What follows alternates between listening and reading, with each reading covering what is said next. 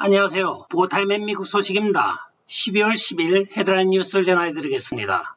보타임의 뉴욕주 맨하탄에 있는 한 초등학교에 지금 바깥 온도가 화씨 39도, 즉 영상 3도에 불과한데 많은 학생들이 바깥에서 식사를 하고 있습니다. 그 원인은 바로 코로나 백신을 맞지 않는 학생들을 따로 분류하여 점심시간에 야외에서 식사를 하도록 하고 있는 것입니다. 이것은 뉴욕의 문제뿐만이 아닙니다. 민주당이 장악하고 있는 캘리포니아도 마찬가지입니다. 캘리포니아 산타크라리타 카운티에 있는 한 초등학교에서는 비가 오는 와중에서도 비 가리개도 없는 학생들이 밖에서 지금 식사를 하고 있다고 전해지고 있습니다. 학부형들의 반발이 커지자 학교 당국은 실내에서 마스크를 벗고 식사를 할 때 코로나 전이가 쉽게 되므로 부득불 이들을 구별하여 바깥에 따로 식사를 하게 하고 있다고 이야기를 하고 있습니다. 한편 교육위원회 한 관계자는 이 모든 문제를 각 학교 재량권에 내어주었는데 어떤 학교는 하고 있고 어떤 학교를 하지 않고 있다고 하면서 하고 있는 학교에 대하여 권면을 하여 이 모든 문제를 자발적으로 잘 해결할 수 있도록 하겠다고 오늘 발표를 하였습니다. 다음 소식입니다. LA 베테랑 경찰 노조로 불리는 LAPD 프로텍티브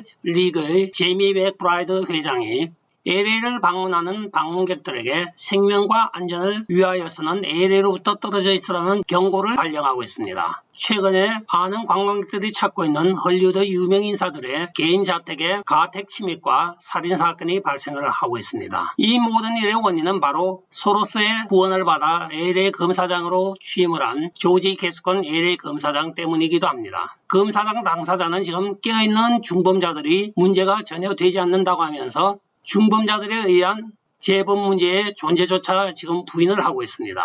그가 취임하자마자 펼친 정책이 바로 깨어있는 중범자 우선 정책인 것입니다. 따라서 LA는 지금 치안 부재로 치닫고 있으며 여기에 대하여 LA 경찰 노조 회장이 앞으로 LA를 방문하는 사람들에게는 가급적이면 도심을 떨어져 있으라는 경고를 발령하고 있는 것입니다. 다음 소식입니다. JP모간이라고 하는 세계 최고의 금융그룹이 2022년은 팬데믹이 끝날 것이라고 전망을 하면서 S&P 지수가 현재 500인데 이것이 5050까지 치솟을 것이라고 하면서 모든 것이 2022년에는 정상으로 돌아간다고 발표를 하고 있습니다. JP모간이 바로 그 유명한 전 세계의 금융가를 휘어잡고 있는 빅머니의 수장이기도 합니다. 그가 일전에 중국보다는 우리 JP모간이 망하길 바란다고 하면 중국이 먼저 망할 것입니다 하고까지 이야기했던 글로벌리스트 핵심 멤버 중에 한 명입니다. 세계 금융을 쥐고 흔드는 사람이기도 하죠.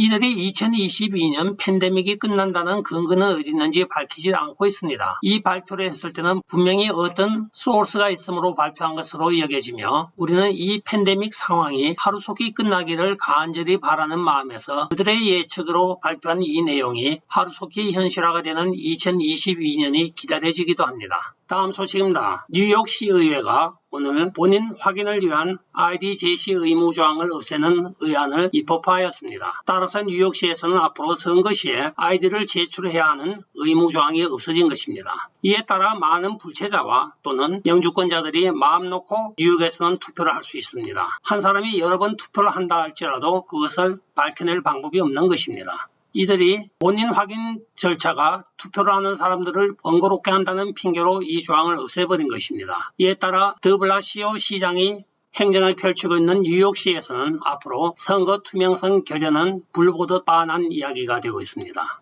즉 선거제도 자체를 망가뜨리겠다는 것이겠죠.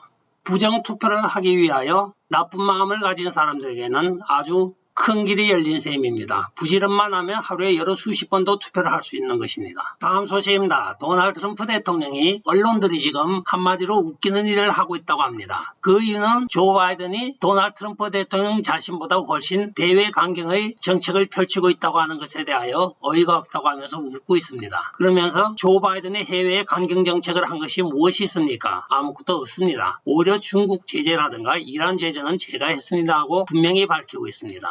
이것은 워싱턴 포스트가 조 바이든의 대외 정책이 도널드 트럼프 대통령 때보다도 더욱더 강경하다고 이야기한 데서 나온 것입니다. 이에 대해 도널드 트럼프 대통령은 이 언론들이 조 바이든을 마치 어린애들 장갑 다루듯 하고 있다고 이야기하면서 한마디로 웃기는 말이라고 하고 있습니다. 다음 소식입니다. 조 바이든이 젤렌스키 우크라이나 대통령과 지금 전화통화를 하고 있습니다. 그러면서 러시아가 지금 우크라이나를 침공하는 것에 대하여 염려스러운 관심을 표명하면서 심각한 얼굴 얼굴로 통화를 하고 있는데 과연 러시아의 우크라이나 침공이 위험한 것인지 아니면 자기들 헌터 바이든이 우크라이나에 사회이사로 재직하면서 수많은 돈을 받아 챙긴 것에 대하여 염려를 하는 것이 모르겠습니다. 물론 조 바이든 당사자는 헌터 바이든이 한 일에 대하여 넘버 투맨이 자기가 아니라고 하면서 모른다고 오리발을 내밀었습니다.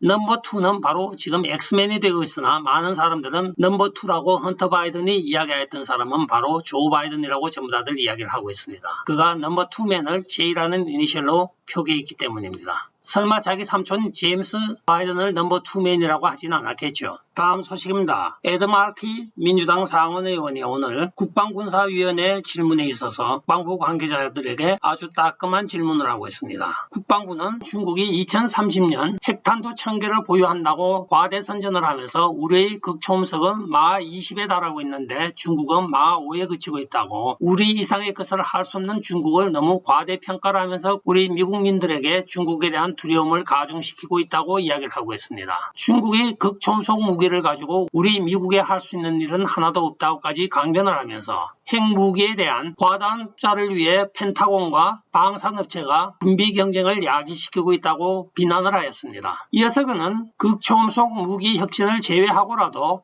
중국 핵무기 위협을 우리가 충분히 방어할 수 있지 않느냐 하면서 국방부 관계자에게 다그쳤습니다. 그러면서 중국의 핵 위협을 너무 과장하여 군비 경쟁을 부추기지 말라고 이야기를 하였습니다. 다음 소식입니다. 조 바이든이 밥돌 상원의원 연결실에 참석하였습니다. 원래는 카말라 해리스 왼쪽에 서 있었으나 이에 곧장 질 바이든과 이야기를 한 이후에는 슬쩍이 질 바이든과 자리를 바꾸어서 카말라 해리스로부터 떨어져 있습니다. 지금 카말라 해리스가 왕따를 당하고 최측근인 공보 담당 비서실장서부터 모두 하차를 하고 있습니다. 그 내면에는 지금 무슨 일이 벌어지고 있는지 일체 발표가 되지 않고 있으나 최근에 조 바이든이 카말라 해리스를 상당히 거리를 두고 경원시하고 있습니다. 아마도 본인이 지금 정신적인 문제로 대통령직 수용이 불가능하다는 것이 카말라 해리스 입에서 나오게 되면 권좌에서 물러나야 되지 않나 하는 그 두려움 때문에 카말라 해리스를 자꾸 피하고 멀리하는 것 같습니다. 다음 소식입니다. 제시 소멀릿이 오늘 인종차별을 포함한 5개 항목의 유죄 판결을 받았습니다. 이에 대하여 그의 변호사는 항소할 계획이라고 오늘 밝히고 있으며 그는 유명한 헐리우드 영화배우이며 또한 가수이기도 합니다. 엠파이어라고 하는 TV 드라마의 가수로 나오기도 하였죠. 오늘 아직까지 카말라 해리스 트윗 계정에 가면 이 제시 소멀릿의 사진이 붙어 있습니다. 타임스업이라고 하면서 때가 다가왔다고 하고 있는데 소멀릿은 실제적으로 카말라 해리스의 열렬한 후원자이기도 하였습니다. 최근에 백악관에서 이 소멀릿에 대하여 좀 비판적인 목소리가 약간씩 새어나오고 하였던 것이 바로 카말라 해리스를 제거하기 위한 어떤 전초작업이 아닌가 하는 생각을 해봅니다. 이에 대해 우리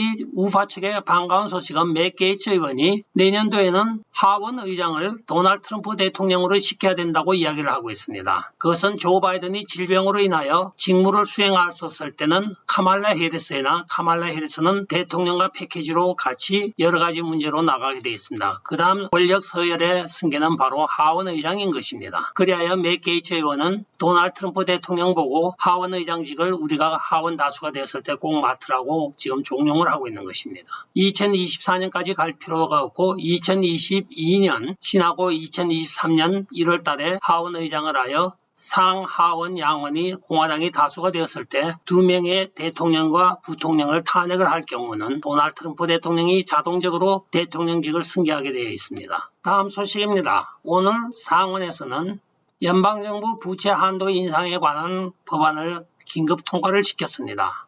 이에 제니 옐린 장관은 1월 15일로 예정되어 있던 연방정부 디폴을 피할 수 있어서 아주 기쁘다고 이야기를 하고 있습니다. 한편 이 사건에 대하여 도널드 트럼프 대통령은 민주당의 14명의 라이노들을 지금 비난을 하면서 그들이 아무것도 얻은 것 없이 내어주기만 하고 있다고 이야기를 하였습니다. 최소한 지금 중단되어 있는 국경장벽 건설이라도 얻어내고 이것을 동의를 해줘야지, 라이노들은 그저 자기들 개인 욕심만 채우면 된다는 식으로 조 바이든의 이 잘못된 정책에 동의를 해주고 있다고 하였습니다. 정치라고 하는 것은 서로가 주고받는 것인데 일방적으로 내어주는 것은 잘못된 정치라고 이야기를 하고 있는 것입니다. 끝까지 시청해 주셔서 감사합니다. 좋아요, 구독, 알림 그리고 공유 부탁드리고 댓글 많이 부탁드리겠습니다. 안녕히 계십시오. 바이.